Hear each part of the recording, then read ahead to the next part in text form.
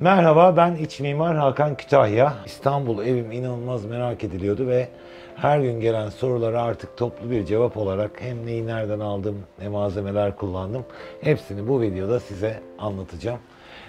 Şimdi ilk önce evimin bahçesinden başlıyorum. Genelde bu sitenin evlerinin bahçeleri ortalama olarak büyük ama benim ön bahçem biraz küçük burada. Burada Hedera Peyzaj'la çalıştık. Hedera Peyzaj'da çalışırken planları çizildi. İşte ben özellikle palmiye ağacı istiyordum mesela nereye yerleştiririz diye. Bir de burayı kış bahçesi olarak hayal ettiğim noktada yaprakları tamamen camın önünü örtsün istedim. O yüzden biz buraya bir palmiye diktik. Bu palmiyeyi diktikten sonra onun etrafına böyle doğal bitkiler bulmaya çalıştık. İşte defne yapraklı bitkiler kullandık. Bir de aydınlatmalarım olsun dedim böyle yuvarlak yuvarlak. Onları da aralarına serpiştirdik. Sonra bahçe taşlarım da beton bloklar halindeydi. Bu bahçe taşlarının üstünü de Septa Design'la beraber güzel böyle beyaz, ben bunlara Yunan taşı diyorum. Beyaz beyaz taşlarla tamamlamış olduk. Biz bu taşları döşedik ve en son noktası da tasarımın o oldu. Şimdi akşamları 6-7 ay oldu burada yaşayalı. Akşam ve sabah kalktığım zaman işte bu taşlar, bu bitki, bu oluşum diyorum ki iyi ki diyorum yapmışım bu bahçeyi. Hedera Peyzaj'da bizimle beraber oldu burada ve kendisi de çok keyifli. Tuğba sağ olsun. Beraber her şeyi tek tek gidip seçtik. Gidiyoruz bir gün bitkileri alıp koyuyoruz. Şunu unuttuk deyip beraber arabaya atlayıp o heyecanla o gün bunları yetiştirmeye çalıştık. Halihazırda 2 tane ağacım vardı. Biri limon, biri turunç. Sonra zeytin ağacı geldi arkasına. Ondan sonra şurada komşumun bir klima borusu var. Onu da kapatalım dedik. Oraya bir yasemin doladık. O yasemin de yarı kadar kısaydı. Bir anda böyle duvarı sarmaya başladı. O herhalde böyle tepelere gidecek. Böyle keyifli bir alan oluşturduk. Sonra kış bahçesinin camları geldi, takıldı. Ve bir baktım ki gerçekten bir ormanın içinde gibiyim burada. O yüzden yani seneye herhalde birazcık daha ağaç ve bitki ekleyebileceğimi düşünüyorum buraya. Daha çok kapatmak istiyorum. Böyle yemyeşil İstanbul'un göbeğinde yemyeşil bir kış bahçesinin içinde oturmak. Sabah kalktığımda mutlu olabileceğim bir şey. Evet, şimdi mutfak kısmına geldik. Şimdi bu mutfağı tasarlarken ilk önce şunu anlatmam gerekiyor. Burada bir oda, ekstra bir bahçe alanı ve bir de mutfak bulunuyor. Ben bunların hepsini aradaki duvarları yıkıp birleştirdim ve tek bir kat haline getirdim ve burayı mutfak olarak kullanmaya karar verdim. Planları çizmeye başladığımda kış bahçemin yanında mutfak, onun karşısında da televizyon ve diğer eşyalarımı koyabileceğim bir alan oluşturdum. Şimdi arkadaşlar öncelikle dedim ki bir adam olacak artık dedim. İçine de lavabomu yerleştirdim. Onun etrafında da buzdolabımı ve beyaz eşyalarımı yerleştirdikten sonra kalan alanlara da dolaplarımı yerleştirdim. Bazı yerleri boşluk bıraktım çünkü göründüğü kadar büyük değil, küçük biraz alanım. Birazcık da ferahlamaya ihtiyacım vardı açıkçası. Bazı alanlarda yapacağınız ekstra boşluklar sizin alanınızı daha geniş hale getirir.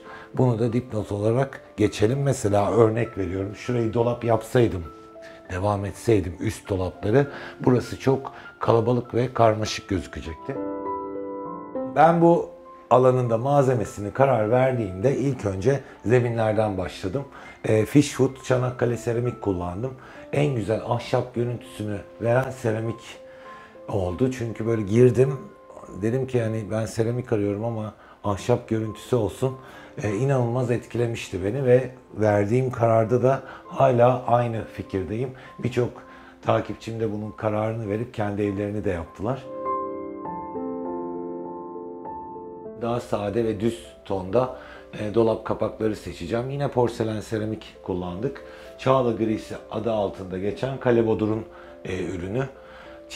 Yani kolay kolay çizilmeyen bir malzeme. Benim için çok önemli. Ve mat bir malzeme. Her dolabı açıp kapattığınızda da parmak izi yapmıyor. En önemli şey bu. Çünkü kulpsuz olan dolaplarda genelde parmak izi problemdir. Ama porselen seramikte asla değildir. Tezgahı da aynı malzemeden yaptık. Kalebodur T1. Arkadaşlar bunun üzerinde istediğiniz her malzemeyi kesebiliyorsunuz. 180 derece fırınımdan çıkardım yemeğimi ya da 200 olsun hiç fark etmez. Tezgahın üstüne rahatça bırakabilirsiniz. Asla yanmayan bir malzeme. Artık kesme tahtası kullanmıyorum ki bir önceki evimde kullanmak zorunda kalıyordum çizilecek diye. Antibakteriyel bir malzeme. O yüzden bu kapaklarla beraber bütün tezgahın oluşumunu da porselen seramikle tamamladım. Renk olarak da çağla grisi olarak geçiyor ama çok tatlı bir ambiyans yani yeşil ambiyans yaratıyor. Aslında bu bütün dolap kapaklarını yaptığınız renkler, işte seçtiğiniz o doku, her şey bu yani dışarıdan aldığınız güneş ışığıyla bütün aslında evin ambiyansını oluşturan renkler oluyor. Böyle aslında havaya ve genel mekana baktığınızda bu yeşil her yerde benim gözüme çarpıyor. Bunu da aklınızın bir kenarında olsun. Duvarı da beyaz yaptığınız noktada bunların daha çok öne çıkmasını sağlıyorsunuz. Mutfak ürünlerimin hepsini Miele'den seçtim. Şimdi birazcık kahve makinemden bahsetmek istiyorum. Kahve makinemin kap sensör özelliği var. O da ne demek? İstediğiniz boyutlarda fincanın yüksekliğini ayarlayabiliyor kendisi. Zamanlayıcı özelliği var. Onun dışında kendi profilinizi oluşturup sabah kalktığınızda Hakan diye kodladınız, Ayşe Fatma diye kodladınız. Kendi isminizde birçok kahveniz olabilir. Onları da otomatik sizin zevkinize göre hazırlayan bir menüye sahip. Çok kalabalık olduğunuz zaman misafirlerinize aynı anda 2 tane kahveyi de çok rahat bir şekilde hazırlayabilirsiniz.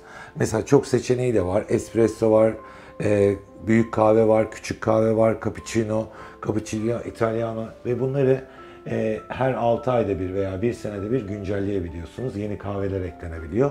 Bunun içini açtığım zaman su haznesi var. Onun dışında çekirdek kahvelerimi çok rahat bir şekilde 3 bölümden oluşuyor çekirdek kahve bölümü. Onları da hani kahveniz A, B, C bölümünde bitti. Siz bunu atıyorum D bölümünü kullanıyorsunuz. Kahveniz yani uzun zaman bitmiyor ama ben tabii haftada 1 kilo kahve tüketiyorum. O yüzden bana dayanmıyor bu arada. Onu da söyleyeyim. Sütünüzde yani sütlü bir içecek yapacağınız zaman da bu hazneniz dolapta duruyor. Onu dolaptan çıkartıp gayet soğuk bir biçimde takıp istediğiniz sütlü kahveyi de yapabiliyorsunuz. Isıtma çekmecesinden de bahsetmek istiyorum. Misafiriniz geldi, sıcak kahve vereceksiniz. Bardağın sıcak olduğunu istiyorsunuz olsun. Onu da sıcak olarak yerleştirip kahvenizi gayet rahat doldurabiliyorsunuz. Bir özelliği daha var, onu da söyleyeyim. Fırından çıkardığınız tabağı da içine koyup bunu da sıcak tutabiliyorsunuz. Bu ısıtma çekmecesinin bir özelliği de tandır. 16 saatte bunun tandır bile yapabiliyorsunuz içinde. Ve düşük ısıda da yemek pişirebiliyorsunuz ayrıca. Şimdi en sevdiğim ürüne geldik. Buharlı fırınım. Buharlı fırın bütün yemekleri buharda yapıyor. Onun dışında malzemenin iç ısısını ölçüp kendisi pişiriyor ona göre. Mesela gittiniz bir demet brokoli aldınız ya da ufak brokolileri aldınız. Onun bile seçeneği var içinde, program seçeneği. Hani onu bile soruyor size, brokoliyi nasıl aldınız, onu nasıl aldınız. Mesela dilimli patates koydunuz veya tam bütün patates koydunuz. Menüde onun seçenekleri bile mevcut. Onun dışında kendisi kendini temizleyebiliyor. Mesela arkadaşlar göstereceğim şöyle. Bu şekilde açıyorum. Şuradan 2 tane kabım çıkıyor. Bunları suyu dolduruyorum. Ondan sonra yerleştiriyorum. Bu suyla kendi kendine bir müddet temizliyor ve siz fırın temizlemek zorunda kalmıyorsunuz. En güzel yanı bu. Evet, damlumbazıma gelince duvar tipi damlumbaz seçtim. Bunun en güzel özelliği sessiz çalışması. İçinde karbon filtre var. Bu karbon filtre de kötü kokuyu hapsediyor. Ne oluyor? Evin içine yayılmasını engelliyor. Evet, şimdi gelelim buzdolabına. Buzdolabım 2 tane ankastre seçtim özellikle. Ben yani mutfak içerisinde buzdolabının görünmesinden pek yana değilim. Hani inox gözükür, siyah gözükür. Belki bir vintage bir buzdolabı olursa o çok bir ambiyanslı bir şıklık yaratıyor. Ama ben burada dolap olarak kullanmayı tercih ettim. Hatta ilk zamanlar mutfağımı yayınladığımda demişlerdi ki Hakan Bey buzdolabınız nerede? Ben de şöyle bir bumerang yapıp açmıştım. Ondan sonra dediler ki ne kadar büyük bir buzdolabı, çünkü şimdi Bodrum'dayım, içi boş. Kışın olduğu zaman bana böyle bir uğrasanız buranın bütün raflarının dolu olduğunu görürsünüz. En güzel özelliklerinden birisi iç ışıklarını istediğiniz ayarda yapabiliyorsunuz. No frost özelliği var. Buzlanma yapmıyor ve çıkardığınızı çözmek zorunda. Yani çıkardığınız gıdaları çözmek zorunda kalmıyorsunuz. Ve kendi kendine kapağın kapanma özelliği var. Şöyle şunu da göstereyim. Böyle alt katta ise bunlar da dip friz. Bunları da dip friz olarak kullanıyorum. Bulaşık makinemden bahsetmek istiyorum. Tam entegre bulaşık makinesi. Kulpsuz özelliği var arkadaşlar. 2 tık tık yapıyorsunuz. Bekliyorsunuz. Açılıyor. Şimdi emniyet içinde bunun içeri girmesini bekliyorsunuz. Açtınız. Ondan sonra iç aydınlatmasından çok memnunum bu arada. Ve en geniş hazneye sahip olan bulaşık makinelerinden bir tanesi. Bir de kapsülümüz var, sabun kapsülümüz. Bunu dolduruyorsunuz. O ihtiyaca göre kendisi otomatik çekiyor. Ve yine aynı şekilde programınızı çalıştırdınız. Program seçeneklerimiz çok fazla. Hani bu sizin kişisel tercihinize göre tercih edeceğiniz birçok seçenek var. Ondan sonra kapatıyorsunuz ve çalışıyor. Küçük ev aletlerimi de WMF'ten aldım hepsini. Şu ısıtıcının mesela özelliklerini çok beğeniyorum. Altında ışık yanması ekstra böyle bir beni keyiflendiriyor. Böyle iç mimarların tutkun olduğu dizayn şeyler olur. Bu da onlardan bir tanesi. Şu an çalıştı. Bütün mutfağı tasarladıktan sonra en son adamın üstüne Rise Spot aydınlatmalarımı Atölye Store'dan aldım. Aynı şekilde tezgahın üstündeki tas aydınlatma diyorum ben onlara. 2 tane tas aydınlatmayla da tamamlamış oldum. Onlar da burada. Şimdi bu kadar hareket var burada. Dedim ki burada da bembeyaz duvarlar bırakmayayım, biraz doldurayım.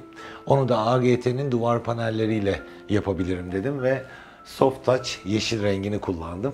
Arkadaşlar bu hareketliliği sağlamak için kullanabilecek en güzel malzeme. Mesela evinizde boşluklar var. Bunları neyle doldurabilirim dediğiniz noktada bir TV ünitesi arkası olabilir, bir portmanto arkası olabilir, holde bazı boşluklar olabilir. Bunları duvar panelleriyle süsleyip ya da dekore edebilirsiniz.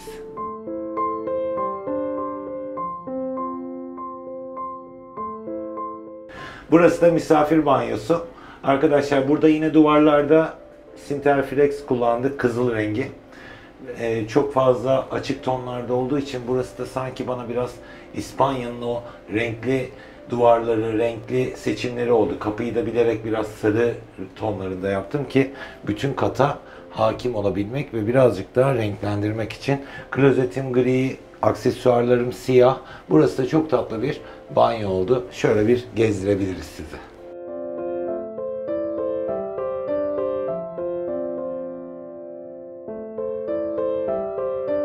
Bu Jane'in hikayesini de şöyle anlatacağım. Keskin bir duvar olarak bırakmak istemedim. Çünkü burada bir şeyler yapıyorum, yemek yapıyorum. Aniden karşıma birisi çıkmasın diye. Bir de onun dışında güneş ışığını da merdivenlere almak için tasarladım. Ve buradaki kapıyı da akordeon yaptım. Çünkü tam bir 90 santim şeklinde açılsaydı içeriye veya dışarıya bütün holü de kapatacaktı. O yüzden böyle bir akordeon sistem yaptık. Bunu da yapabilecek tek kişi benim tanıdığım Ersoy Mobilya. Sağ olsun Metin Ustam yaptı. Onun dışında yavaş yavaş artık yukarıya çıkalım diyorum. Ne diyorsunuz? Hadi gelin.